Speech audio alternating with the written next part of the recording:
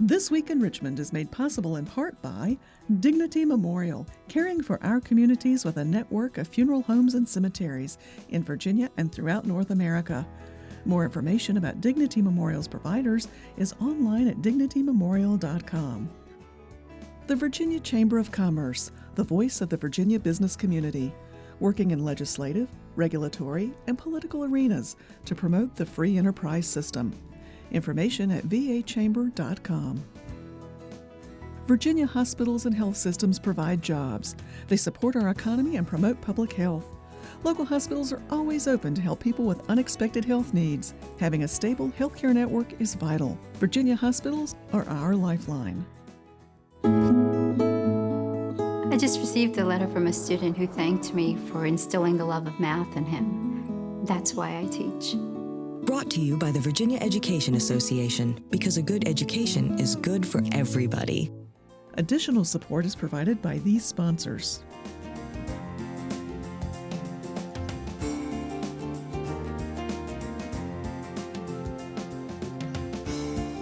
And by the members of Virginia's public television stations. Thank you.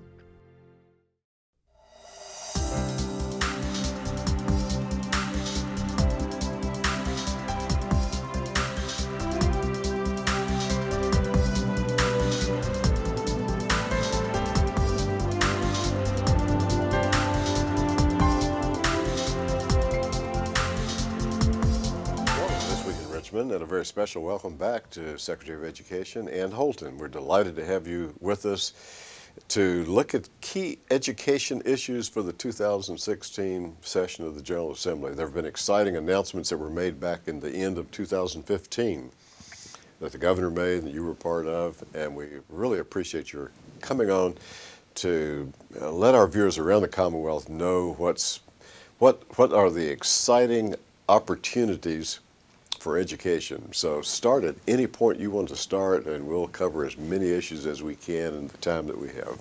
Well, great, David. It's always wonderful to be with you and to talk about my favorite topic, yes, our school kids and our teachers and our great work we're doing in education here in Virginia.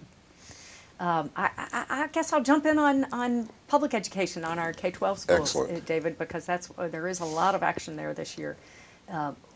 Governor McAuliffe announced back in August when he spoke to the money committees that education was going to be his #1 priority for investment this year, and his budget that he introduced in December and that we will be conversing with the General Assembly about through the next couple of months absolutely is a reflection of that priority.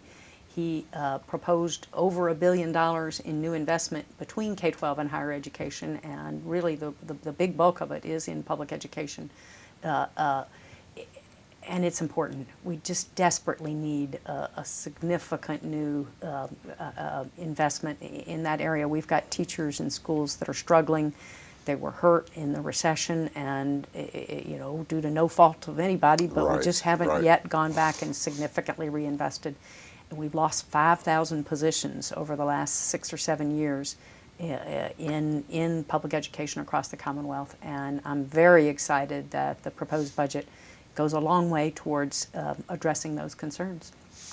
And as you look at that part of the K-12, what about the pre-K portion? Is there some emphasis on pre-K? Yes, there is. There's an exciting piece of the governor's budget that would allocate new funds to the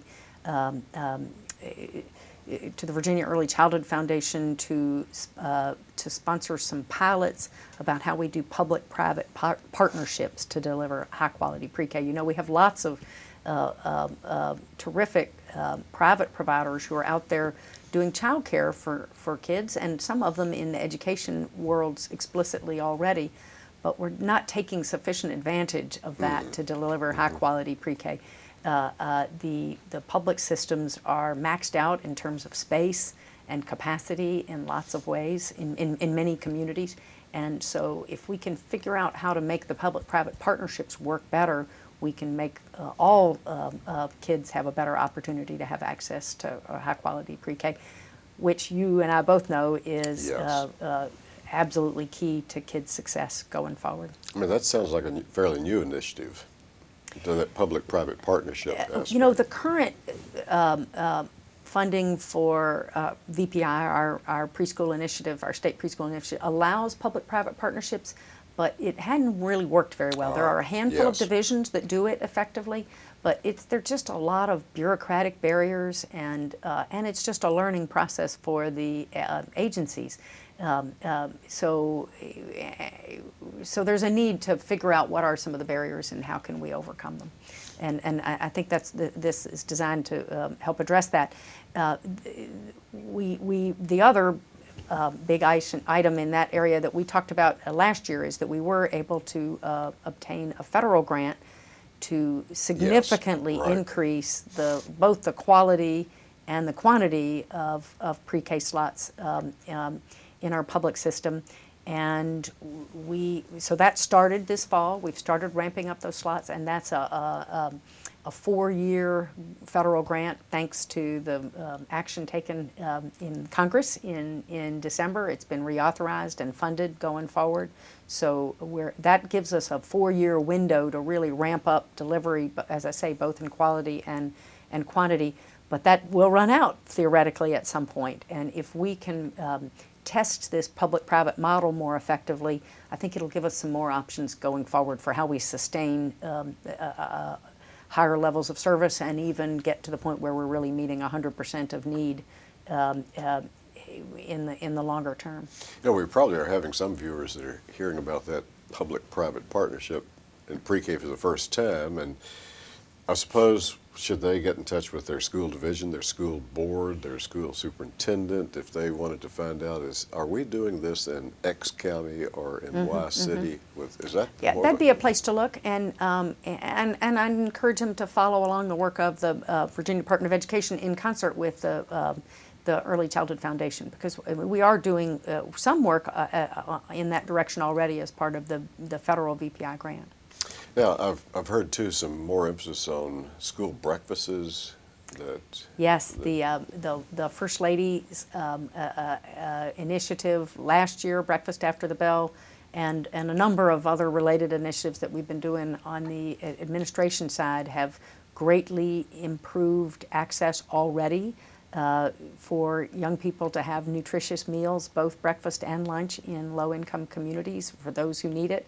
The premised on the notion that kids can't learn if they can't be hungry to learn if they're just plain hungry.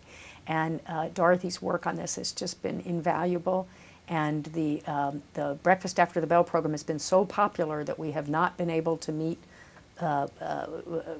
all the need coming to us from the local school divisions. We had to turn away more divisions than we were able to serve this year. And so there is an initiative in the budget proposing to increase the budget for that high-quality breakfast program. Now, you mentioned a figure just a few minutes ago that was rather startling, that a loss of about 5,000 positions. 5,000 positions lost. And that's frankly a conservative estimate because it doesn't take into account enrollment growth. We are 5,000 positions down throughout our public schools over the last 6 to 7 years. And one of the governor's signature proposals in this budget is to add 2,500 new teachers across the Commonwealth. It's a great proposal, and we're very, very excited about it. It would give the state share of funding for one new teacher at every elementary school, starting in the first year of biennium, and 2 new teachers for each middle school, 2 new teachers for each high school in the second year of the biennium. It would really go a long way towards upping our game. As I say, that 5,000 positions lost does not take into account enrollment growth. If you took into enrollment growth, we're even down more than that. So these 2,500 new teachers are going to be a huge boon to our localities. Our kids, our teachers.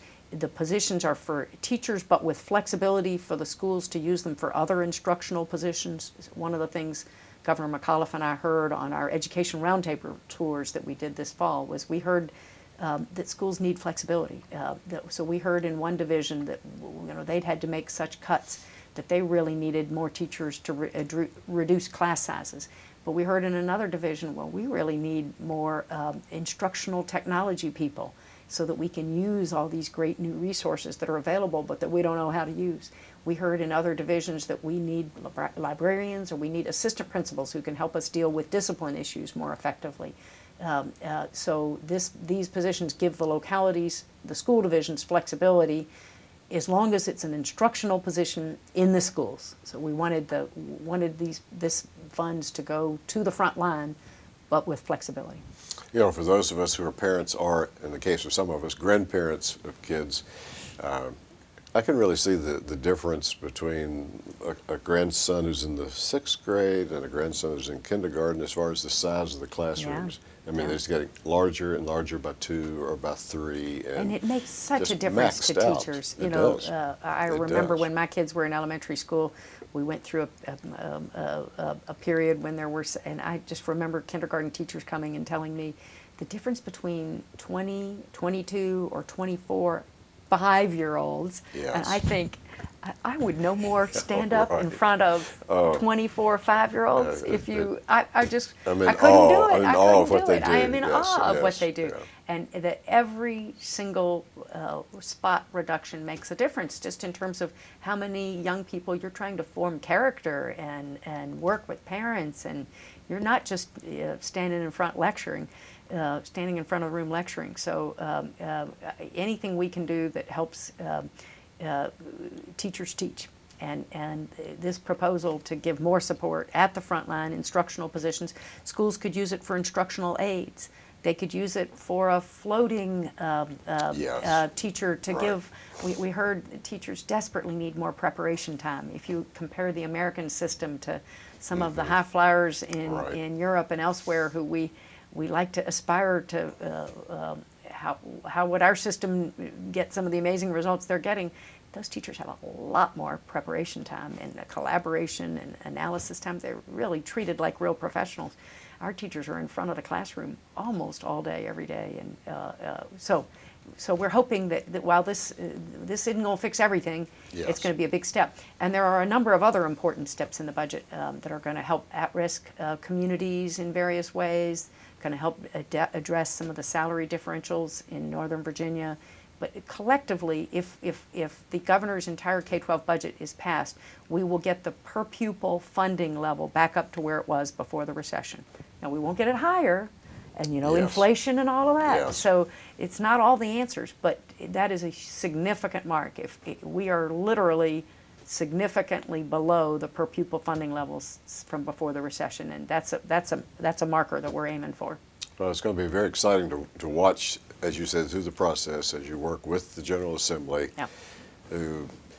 People in both parties, in both chambers, are interested in Yeah, education. And, so- education is a very bipartisan topic. Yes. We've worked in a very bipartisan way in prior sessions on education reform issues, and we should talk about that because we've got Yes. some things going in that area too. But I'm absolutely convinced that now that we move over into the resources investment side Right. of the discussion, there's no reason that can't be equally bipartisan. So what about some of the reforms? SOL reforms, or what Yes. other reforms? Yes.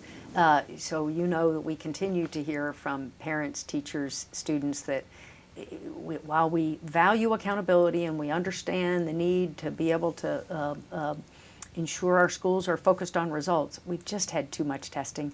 And one of the things that's become clear to Governor McAuliffe and me both in our travels around the state, and particularly in these roundtables, is some of our SOLs are just too long.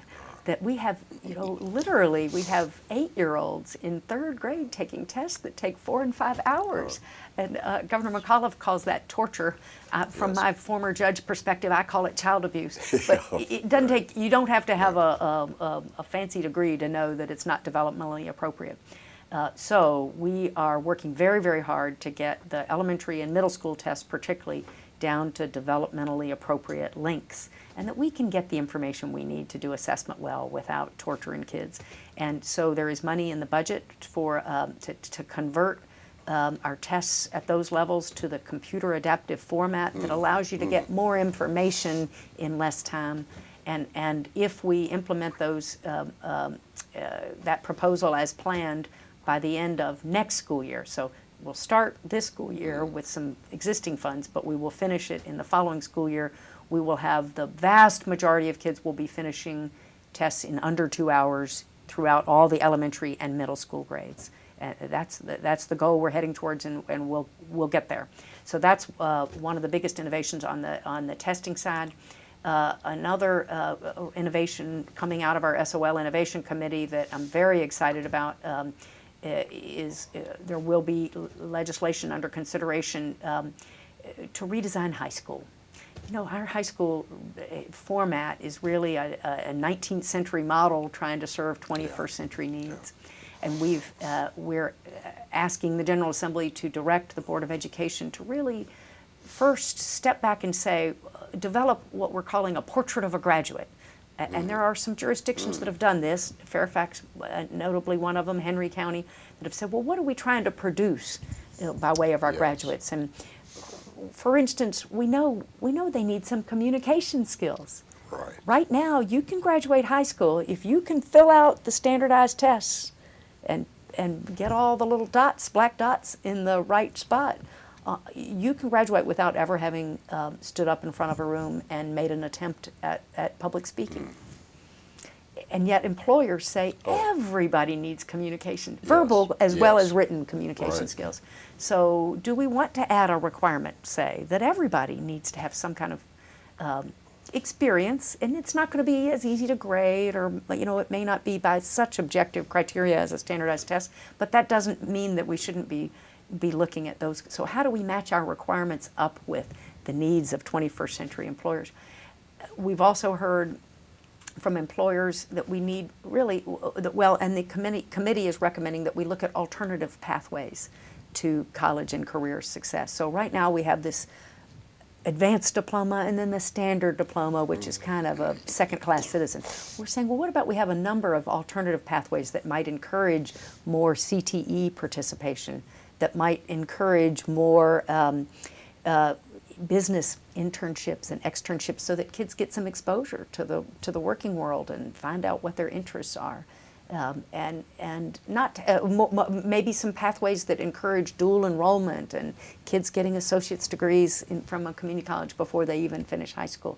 So the notion of connecting high school more effectively to the business world, the Board of Ed would be the place to figure out some of the details of that, but the legislation will be proposed to direct the Board of Ed to take up that challenge. Oh, that is exciting. extremely exciting. And we funded last year. We funded some innovation grants. This year, we're proposing to fund a handful more, and that basically gave a little bit of planning money. It wasn't big, to 5 groups. Some of them were individual divisions, some of them were groups. One of them here in the Richmond area, one of the grant recipients, they're designing a computer science high school. That it's a consortia. Have you heard about this? It's very exciting. No. It's a consortia of 10 or 12 divisions.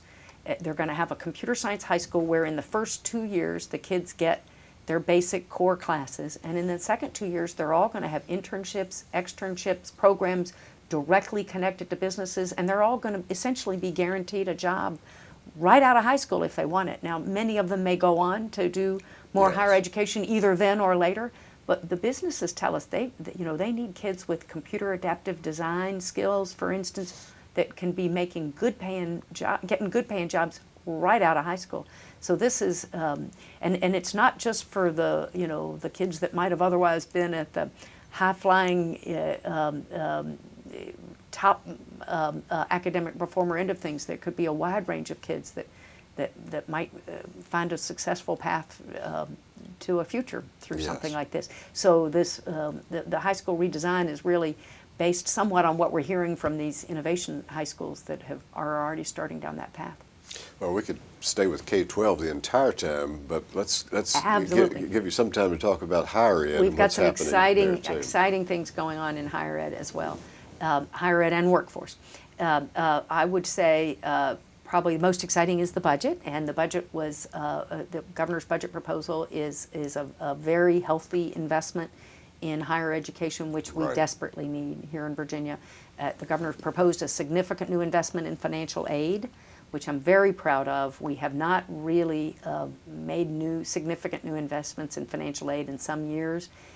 That, combined with families' incomes being squeezed by the recession, combined with the increasing cost of higher education, means that we've gone from really 10 or 15 years ago, we were meeting 60% of families' unmet need, and we're down to 30. I mean, it's been almost 30. Yes. It's been almost cut in half. The governor's proposal won't take us back up there, but it will start the curve back up when it's been a steady decline. So we're very excited about investing more in financial aid. We're also investing significantly in the general operation expenses at higher ed with an emphasis on access and completion. Can we make sure our schools are really reaching out to admit underrepresented populations, kids who, because we do have a real gap in higher ed attainment based on income. Folks from lower income backgrounds obtain higher education of any sort at a way, way lower rate than their wealthier counterparts. And it's a challenge for the economy, and it's a moral challenge. We've got to help those kids who haven't been successfully getting higher education to the mark. So we're asking our schools, some of our schools do a great job on getting kids to degrees once they get in the door. We're asking them to do a better job of reaching out to kids who might not otherwise be accessing their wonderful services. Some of our schools do a great job of accessing kids who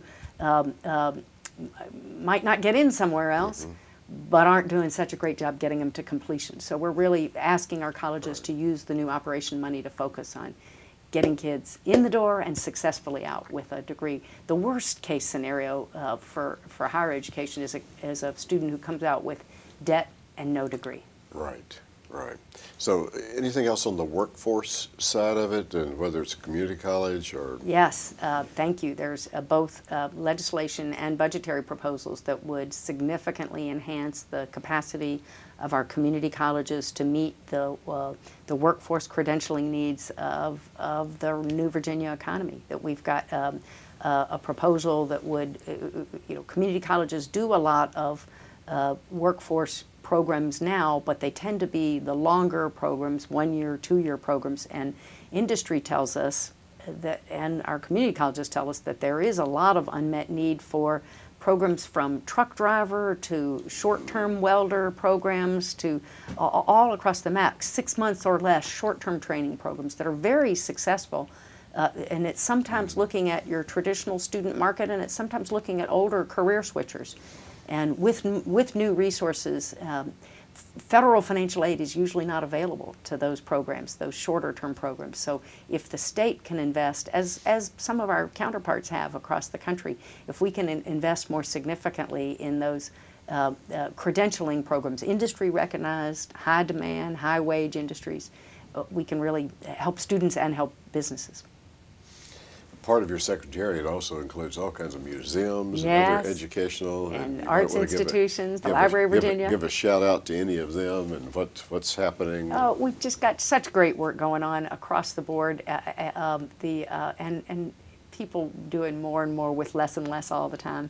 I'm a huge fan of really we have so many of our museums, the Virginia Museum of Fine Arts, the Science Museum of Virginia,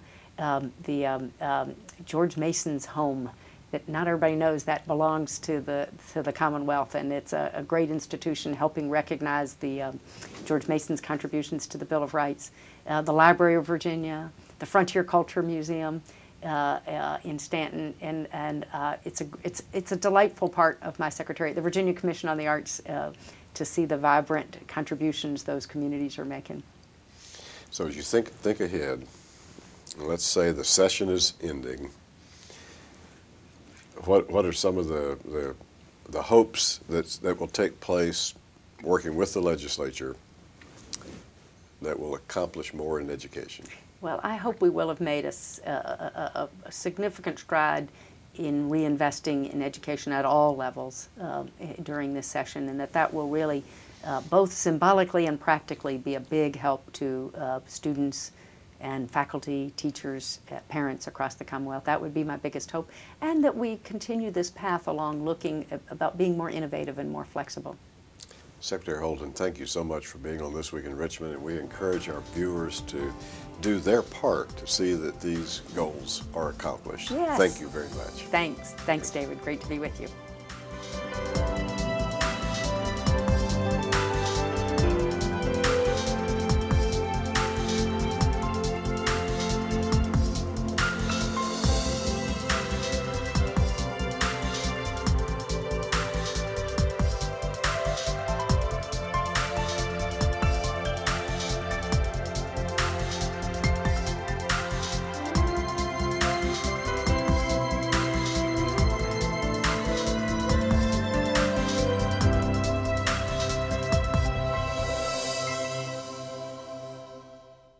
This Week in Richmond is made possible in part by Dignity Memorial, caring for our communities with a network of funeral homes and cemeteries in Virginia and throughout North America.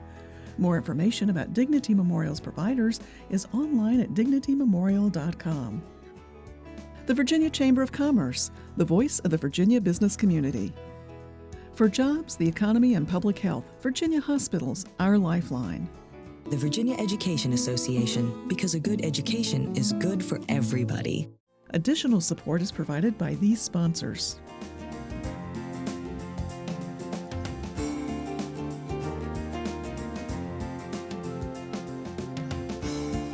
And by the members of Virginia's public television stations. Thank you.